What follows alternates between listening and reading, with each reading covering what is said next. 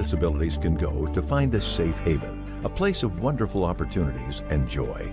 Project ID has social opportunities, meal programs, fun recreation, career development, church services, and the largest Special Olympic team in the state. Project ID is a real community treasure. Please be a volunteer, sponsor a member, or donate what you can to Project ID, Identity Beyond Disability. Hello, my beautiful, beautiful people. I am still missing you so much. This is starting to get a little difficult. So remember, post us back. Let us know what's going on, how things are. Just keep us posted. I'll try and start sorting through my hundreds of pictures and maybe post a few of those too. Just remember, if it's not of you, I just didn't find that one yet. So we're going to go back after several weeks to Charlie and the Chocolate Factory.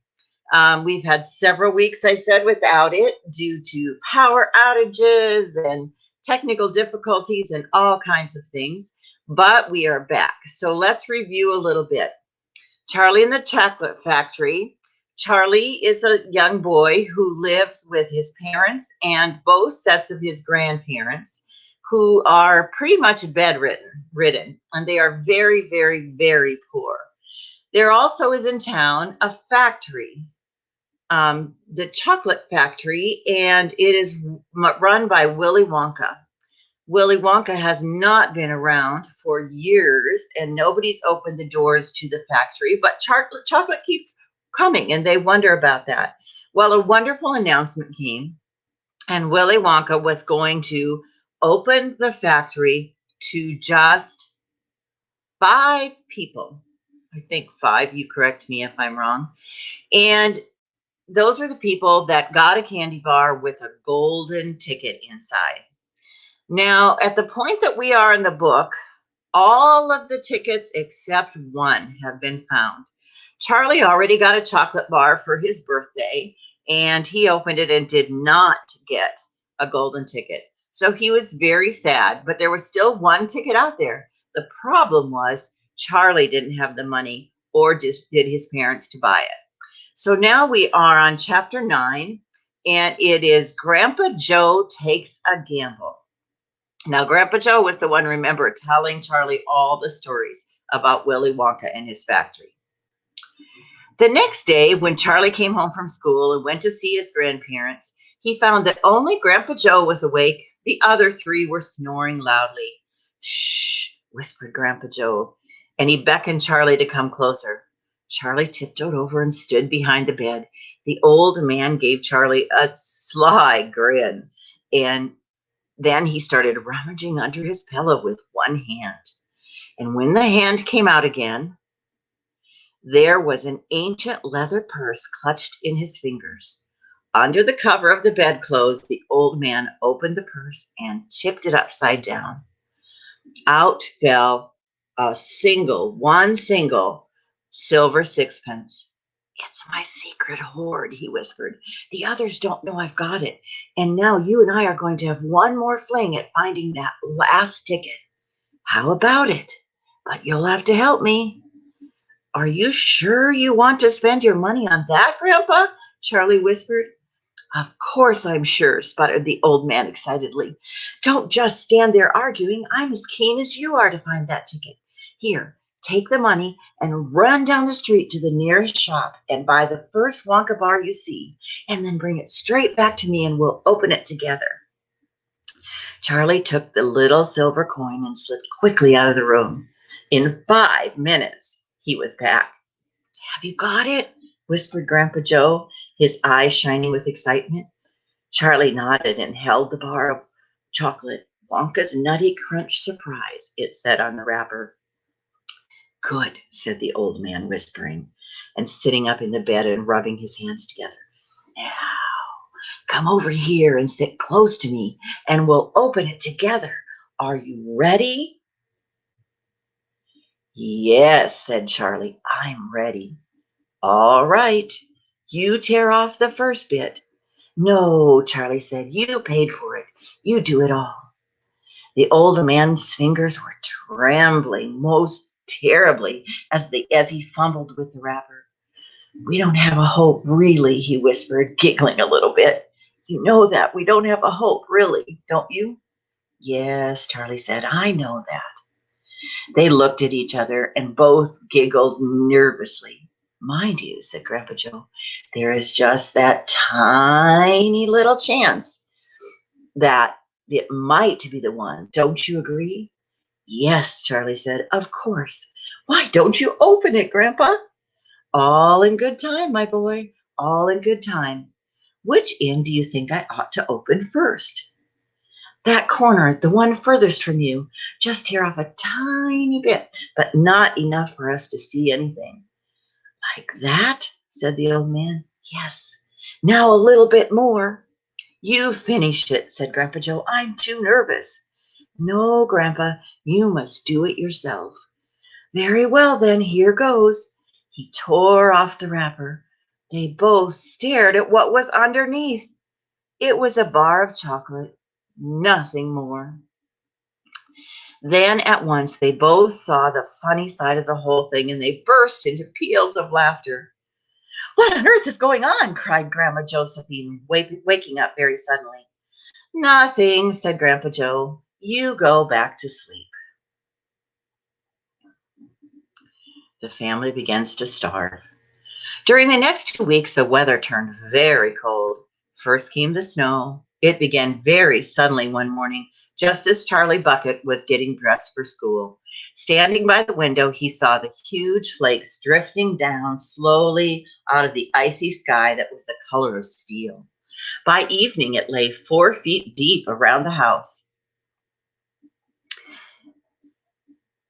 And Mr. Bucket had to dig a path from the front door to the road. After the snow, there came a freezing gale that blew for days and days without stopping. And oh, how bitterly cold it was. Everything that Charlie touched seemed to be made of ice.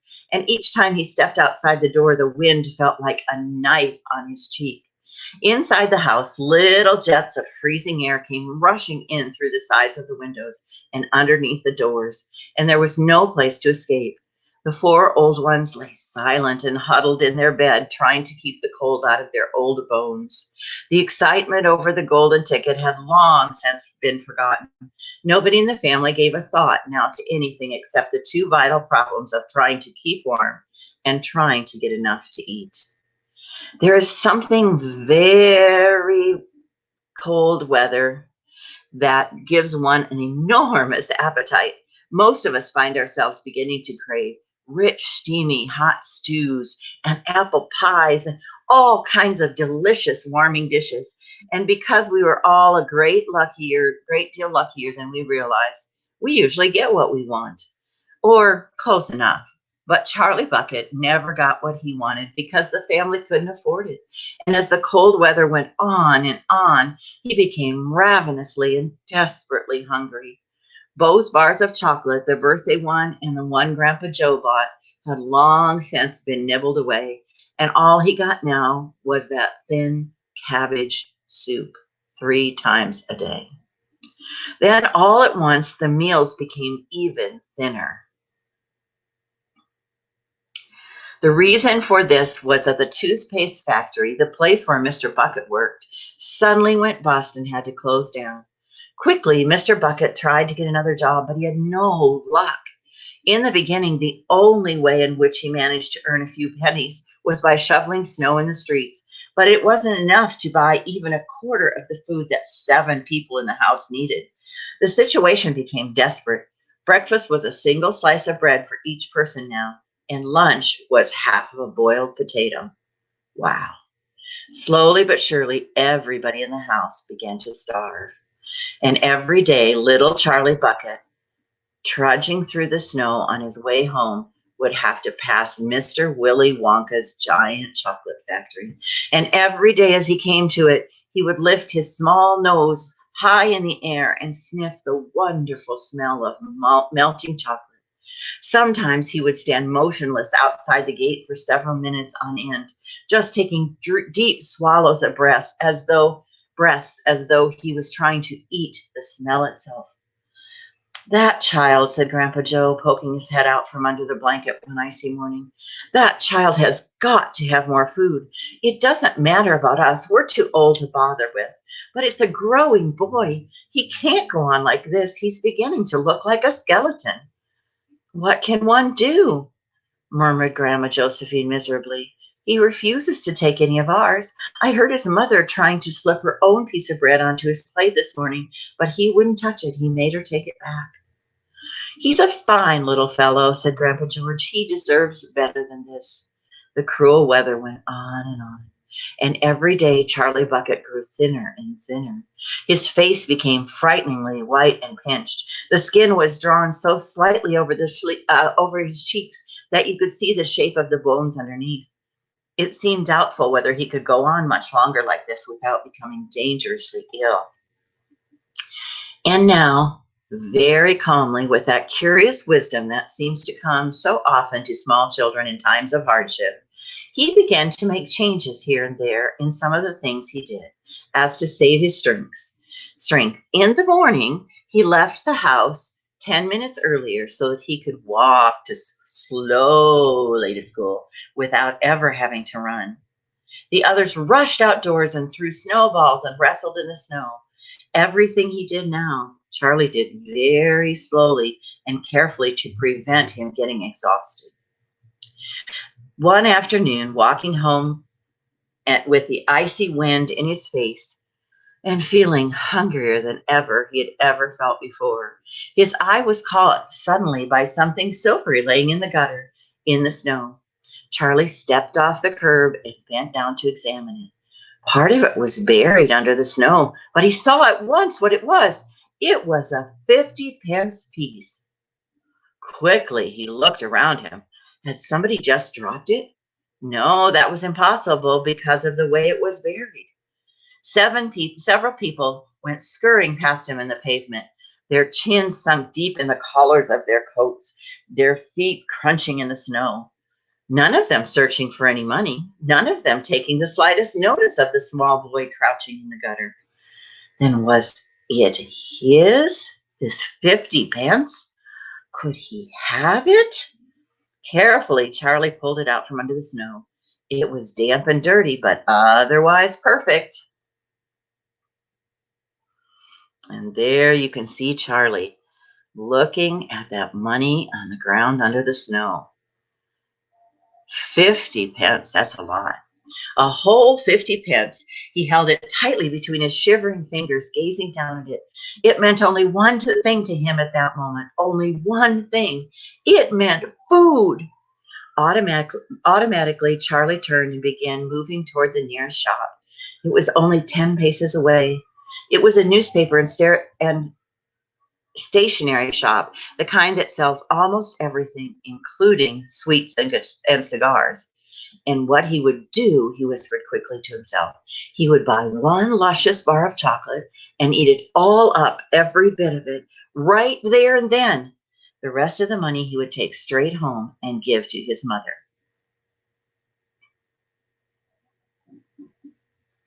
This chapter is called The Miracle. Charlie entered the shop and laid the damp 50 pence on the counter. "One Willy Whipple's scrumptious fudge mellow delight," he said, remembering how much he had loved the one he had had on his birthday.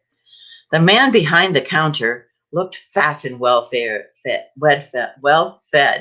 He had big lips and fat cheeks and a very fat neck. The fat around his neck bulged out around the top of his collar like a rubber ring. He turned and reached behind him for the chocolate bar, but then turned back quickly and handed it to Charlie. Charlie grabbed it and quickly tore off the wrapper and took an enormous bite.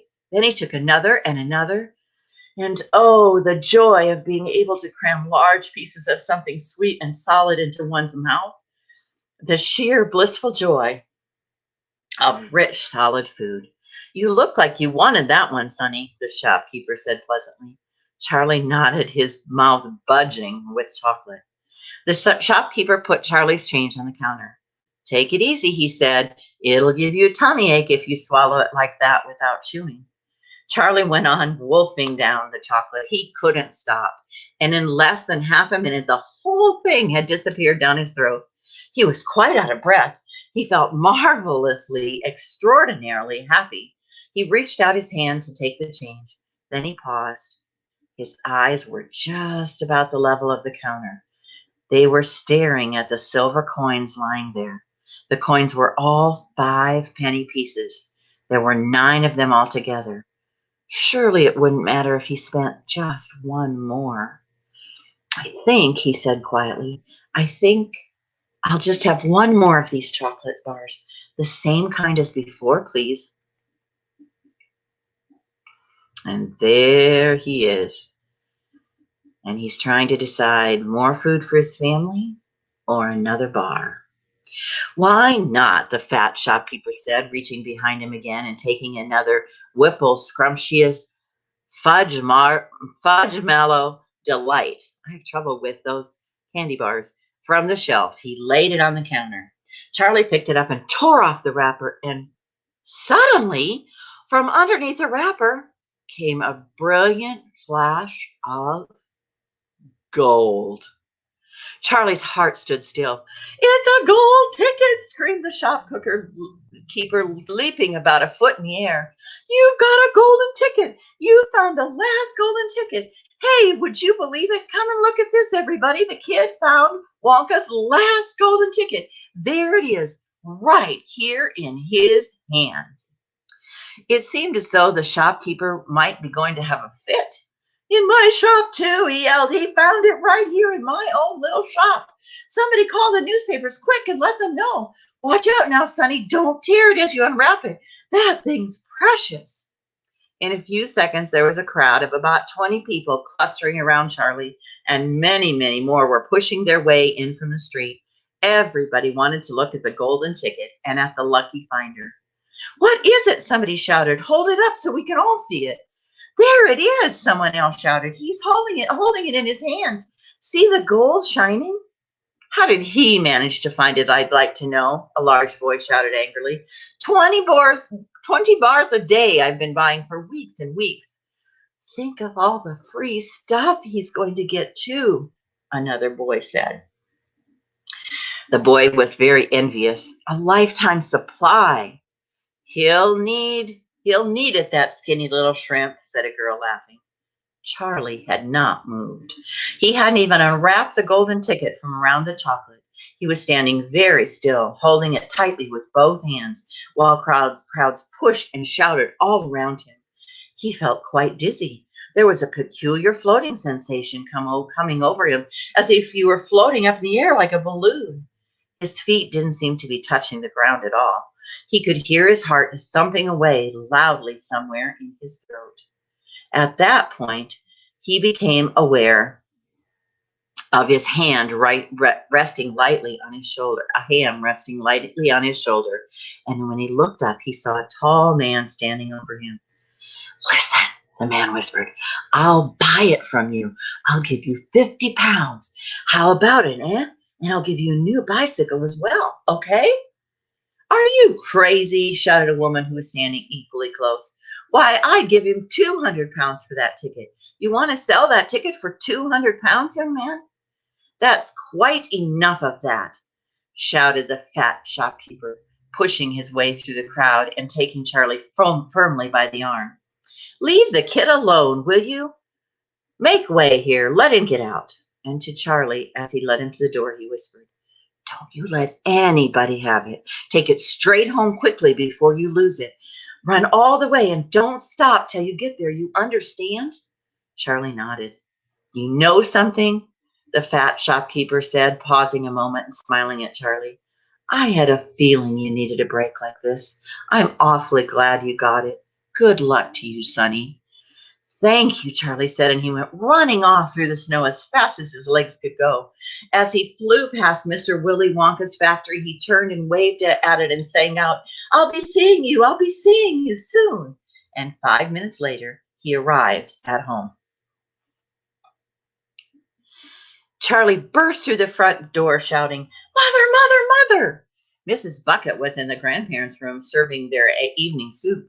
Mother! Yelled Charlie, rushing in on them like a hurricane. Look, I got it. Look, Mother, look, the last gold ticket. It's mine. I found some money on the street and I bought two bars of chocolate. And the second one had the golden ticket, and there were crowds of people all around me and wanted to see it. And the shopkeeper rescued me, and I ran all the way home. And here it is. It's the fifth golden ticket, Mother, and we found it. Mrs. Bucket simply stood and stared while the four old grandparents, who were sitting up in bed bouncing their bowls of cabbage soup on their laps, all dropped their spoons with a clatter and froze against their pillows. For about 10 seconds, there was absolute silence in the room. Nobody dared to speak or move. It was a magic moment. Then, very softly, Grandpa Joe said, "You're pulling our legs, Charlie, aren't you? You're having a little joke." "I'm not," cried Charlie, rushing up to the bed and holding out the large and beautiful golden ticket for him to see. Grandpa Joe leaned forward and took a close look, his nose almost touching the ticket, and the others watched him, waiting for the verdict. Then, very slowly, with a slow and marvelous gleam and grin spreading all over his face, Grandpa Joe lifted his head and looked straight at Charlie.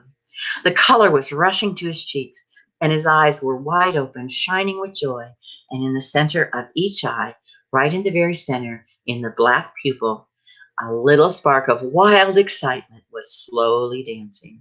Then the old man took a deep breath, and suddenly, with no warning whatsoever, an explosion seemed to take place in him. He threw up his arms and yelled, "Yippee!" And at the same time, his long, bony body rose up out of the bed, and his bowl of soup went flying into the face of Grandma Josephine. And in one fantastic leap, this old fellow of 96 and a half, who hadn't been out of bed these last 20 years, jumped onto the floor and started doing a dance of victory in his pajamas. "Yippee!" he shouted again. "3 cheers for Charlie. Hip, hip, hooray." And at this point, the door opened and Mr. Bucket walked into the room. He was cold and tired, and he looked it. All day long, he had been shoveling snow in the streets. "Cripey," he said, "what's going on in here?" It didn't take long for them to tell him what had happened. I don't believe it," he said. "It's not possible." "Show him the ticket, Charlie," shouted Grandpa Joe, who was still dancing around the floor like a dervish in his striped pajamas. "Show your father the fifth and last golden ticket in the world." "Let me see it, Charlie," Mr. Bucket said, collapsing into a chair and holding out his hand. Charlie came forward with the precious document. It was a very beautiful thing, this golden ticket, having been made on the thinnest paper. One side of it, printed by some clever method in jet black letters, was the invitation itself from Mr. Wonka. "Read it aloud," said Grandpa Joe, climbing back into bed again at last. "Let's hear exactly what it says." Mr. Bucket held the lovely golden ticket up close to his eyes. His hands were trembling slightly, and he seemed to be overcome by the whole business. He took several deep breaths, then he cleared his throat and said, "All right, I'll read it. Here goes. Greetings to you, the lucky founder of this golden ticket, from Mr. Willy Wonka. I shake you warmly by the hand. Tremendous things are in store for you. Many wonderful surprises await you. For now, I do invite you to come to my factory and be my guest for one whole day. And you and all the others who are lucky enough to find my golden ticket, I, Willy Wonka, will conduct you around the factory myself, showing you everything that there is to see. And afterwards, when it's time to leave, you will be escorted home by a procession of large trucks. These trucks, I can promise you, will be loaded with enough delicious edibles to last you and your entire household for many years. If at any time thereafter you should run out of supplies, you only have to come back to the factory and show this golden ticket, and I will be happy to refill your cupboard with whatever you want. In this way, you will be able to keep yourself supplied with tasty morsels for the rest of your life. But this is by no means the most exciting thing that will happen on that day of your visit, I'm preparing other surprises that are even more marvelous and more fantastic for you and my beloved golden ticket holders. Mystic and marvelous surprises will entrance, delight, intrigue, astonish, and perplex you beyond measure. In your wildest dreams, you cannot imagine that such things could happen to you. Just wait and see. And now here's your instructions. The day I have chosen for the visit is the first day in the month of February. Oh, it's almost February 1st for us too. On this day and no other, you must come to the factory gates at 10 o'clock sharp in the morning. Now, don't be late, and you are allowed to bring with you either one or two family members of your own family to look after you and to ensure that you don't get into mischief. One more thing, be certain to have this ticket with you, otherwise you will not be admitted. Signed, Willy Wonka. The first day of February, cried Mrs. Bucket. That's tomorrow. Today is the last day of January. I know it is. Crybees, said Mr. Bucket. I think you're right. You're just in time, shouted Grandpa Joe. There's not a moment to lose. You must start making preparations at once. Wash your face, comb your hair, scrub your hands, brush your teeth, blow your nose, cut your nails, polish your shoes, iron your shirt, and for heaven's sakes, get all that mud off your pants. You must get ready, my boy. You must get ready for the biggest day of your life. Now, don't overexcite yourself, Grandpa, Mrs. Bucket said. And don't fluster poor Charlie. We must all try to stay calm. And the first thing is to decide who should go with Charlie to the factory. I will, shouted Grandpa Joe, leaping out of bed once again. I'll take him. I'll look after him. You leave it to me. Mrs. Bucket smiled at the old man, and then she turned to her husband and said, How about you, dear? Don't you think you should go? Well, Mr. Bucket said, pausing to think about it. No, I'm not so sure that I should. But you must. There's no must about it, my dear, Mr. Bucket said gently. Mind you, I'd love to go. It'll be tremendously exciting. But on the other hand, I believe that the person who really deserves to go most of all is Grandpa Joe himself. He seems to know more about it than we do, provided, of course, that he feels well enough. Oh, look at Grandpa Joe. He's standing up, and they're actually discussing the visit to Willy Wonka's factory. Yippee! Shouted Grandpa Joe, seizing Charlie by the hands and dancing around the room. He certainly seems well enough, Mrs. Bucket said, laughing. Yes, perhaps you're right after all. Grandpa Joe should be the one to go with him. I certainly can't go myself and leave the other three old people all alone in bed for the day. Hallelujah! Cried Grandpa Joe. Praise the Lord! And at that point, there was a loud knock on the front door. Mr. Bucket went to open it, and the next moment, swarms of newspaper men and photographers were pouring into the house.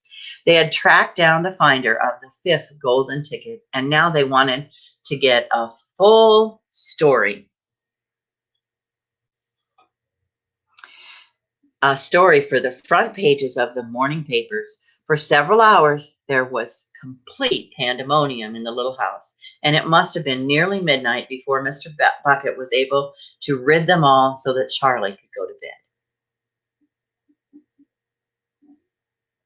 The big day arrives. The sun was shining brightly on the morning of the big day, but the ground was still white with snow and the air was very cold. Outside the gates of Wonka's factory, enormous crowds of people had gathered to watch the 5 lucky ticket holders going in. The excitement was tremendous. It was just before 10 o'clock. The crowds were pushing and shouting, and policemen with arm's length were trying to hold them back from the gates. Right beside the gates, in a small group that was carefully shielded from the crowds by the police, stood the 5 famous children together with the grown-ups who had come with them. The tall, bony figure of Grandpa Joe could be seen standing quietly among them, and beside him, holding tightly onto his hand, was little Charlie Bucket himself. All the children except Charlie had both their mothers and fathers with them. And it was a good thing that they had to do otherwise, because the whole party must have gotten out of hand otherwise, to force them back and prevent them from climbing over the gates. Be patient, cried the fathers. Be still. It's not time yet. It's not 10 o'clock. Behind him, Charlie Bucket could hear the shouts of the people in the crowd as they pushed and fought to get a glimpse of the famous children. There's Violet Beauregard, he heard someone shouting. That's her, all right. I can remember her face from the newspapers. Oh, there they all are. Do you remember each of them? Violet wanted the color violet for everything. And you know what? Somebody else shouted from the back. She's still chewing that dreadful old piece of gum she's had for 3 months. Look at her jaws. They're still working on it. Who's that fat boy? That's Augustus Gloop. So it is. Enormous, isn't he? Fantastic. Who's the kid with the picture of the Lone Ranger stenciled on his wind cheater? And there they all are again, getting ready, ready, ready. That's Mike TV. He's the television fiend. He must be crazy. Look at all those toy pistols he's got hanging over him. The one I want to see is Sarusa Salt. Salt, shouted another voice in the crowd. She's the girl whose father bought up 500,000 chocolate bars and made the workers in his peanut factory unwrap every one of them until they found a gold ticket. He gives her anything she wants, absolutely anything. She only has to start screaming for it and she gets it. Dreadful, isn't it? Shocking, I call it. Which do you think is her? That one over there on the left, that little girl in a silver mink coat. Which one is Charlie Bucket? Charlie Bucket? He must be that skinny little shrimp standing beside the old fellow who looks like a skeleton. Very close to us. Just there, see him? Why hasn't he got a coat on in this cold weather? Don't ask me. Maybe he can't afford to buy one. Goodness, he must be freezing. Charlie, standing only a few paces away from the speaker, gave Grandpa Joe's hand a squeeze, and the old man looked down at Charlie and smiled. Somewhere in the distance, a church bell had begun striking 10. Very slowly, with a loud creaking of rusty hinges, the great iron gates of the factory began to swing open. The crowd became suddenly silent. The children stopped jumping around. All eyes were fixed on the gates. There he is, somebody shouted. That's him. And so it was. All right, let's get them into the factory and then we'll stop for today. Mr. Wonka was standing all alone just inside the open gates of the factory. What an extraordinary little man he was. He had a black top hat on his head. He wore a tailcoat made of beautiful plum-colored velvet. His trousers were bottle green and his gloves were pearly gray. And in one hand, he carried a fine gold-topped wing. Covering his chin, there was a small, neat, and pointed black beard, a goatee, and his eyes were most marvelously bright. They seemed to be sparkling and twinkling at you all the time. The whole face, in fact, was alight with fun and laughter. And oh, how clever he looked, how quick and smart and full of life. He kept making jerky little movements with his head, cocking it this way and that, and taking in everything with those bright twinkling eyes. He was like a squirrel in the quickness of his movements, like a clever, quick old squirrel from the park.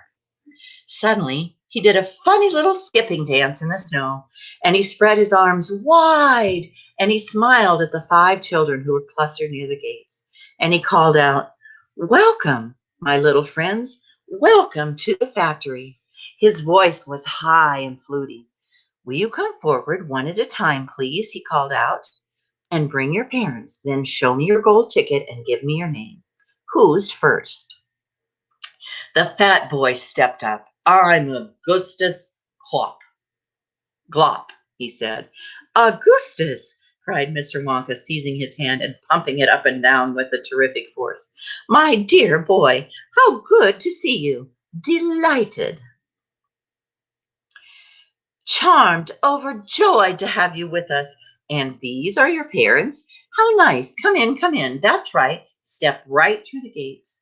Mr. Wonka was clearly just as excited as everybody else. My name, said the next child to go forward, is Veruca Salt. My dear Veruca, how do you do? What a pleasure this is. You do have an interesting name, don't you? I always thought that Veruca was a sort of wart that you got on the sole of your foot. But I must be wrong, mustn't I? How pretty you look in that lovely mink coat. I'm so glad you could come. Dear me, it's going to be such an exciting day. I do hope you enjoy it. I'm sure you will. I know you will. Your father? How are you, Mr. Salt and Mrs. Salt? Overjoyed to see you. Yes, the ticket is quite in order. Please go on in. And I think we have a picture coming. Look at Willy Wonka dancing around and giving Veruca, looking over Veruca's ticket. The next two children, Violet Beauregard and Mike TV, came forward to have their tickets examined and to have their arms practically pumped off their shoulders by the energetic Mr. Wonka.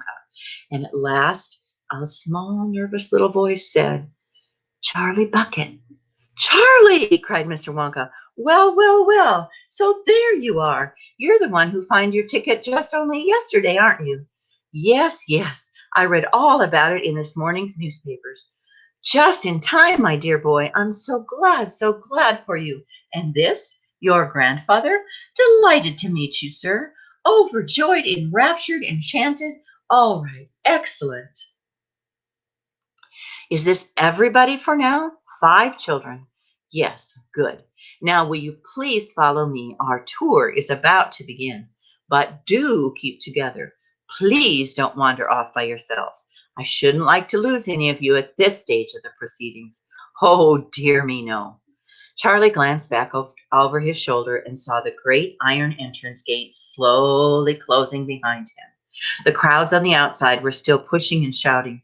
Charlie took a last look at them. Then, as the gate closed with a clank, all sight of the outside world had disappeared. Here we are, cried Mr. Wonka, trotting along in front of the group. Through this red door, please. That's right. It's nice and warm inside. I have to keep it warm inside the factory because of the workers. My workers are used to extremely hot climate. They can't stand the cold. They'd perish if they went outdoors in this weather. They'd freeze to death. But who are those workers? Asked Augustus Gloop. Well, all in good time, my dear boy, said Mr. Wonka, smiling at Augustus. Be patient. You shall see everything as we go along. All of you inside? Good. Would you mind closing the door? Thank you.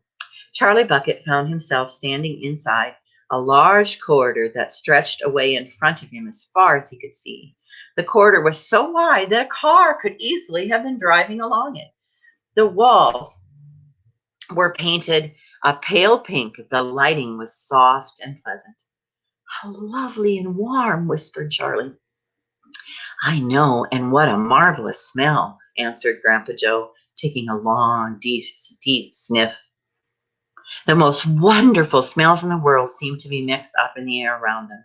The smell of roasting coffee and burnt sugar and melting chocolate and mint and violets and crushed hazelnuts and apple blossoms and caramel and lemon peel.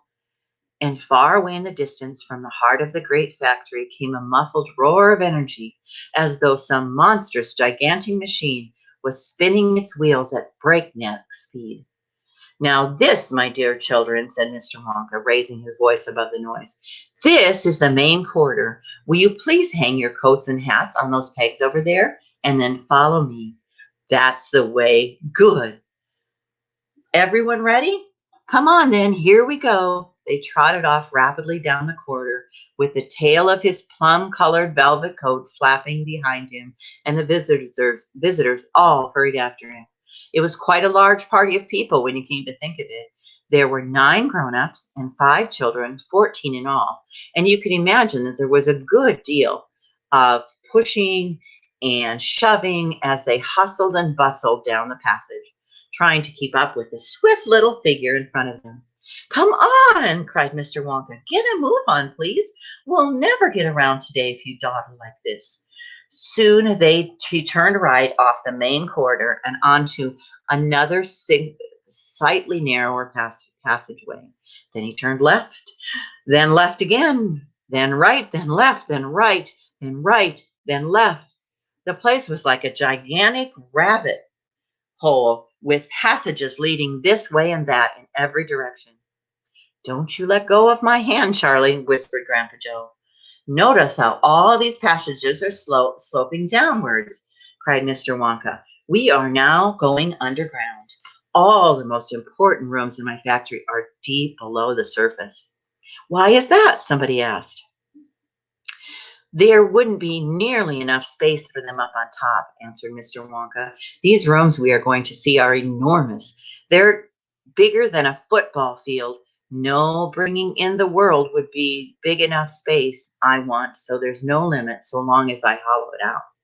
Mr. Wonka turned right. He turned left. He turned right again. The passages were sloping steeper and steeper downhill now. Then suddenly, Mr. Wonka stopped. In front of him was a shiny metal door. The party crowded around.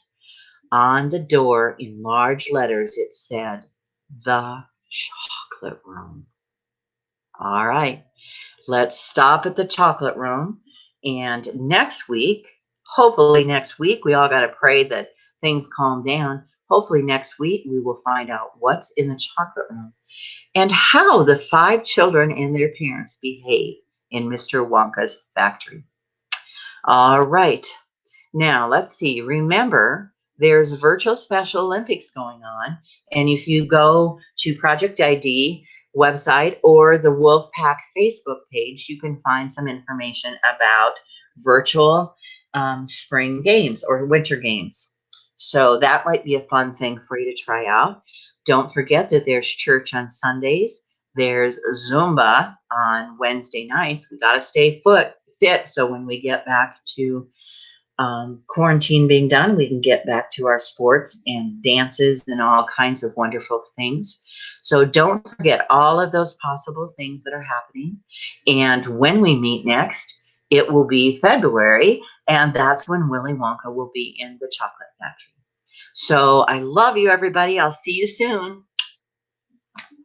There is a special place where adults with developmental disabilities can go to find a safe haven, a place of wonderful opportunities and joy. Project ID has social opportunities, meal programs, fun recreation, career development, church services, and the largest Special Olympic team in the state.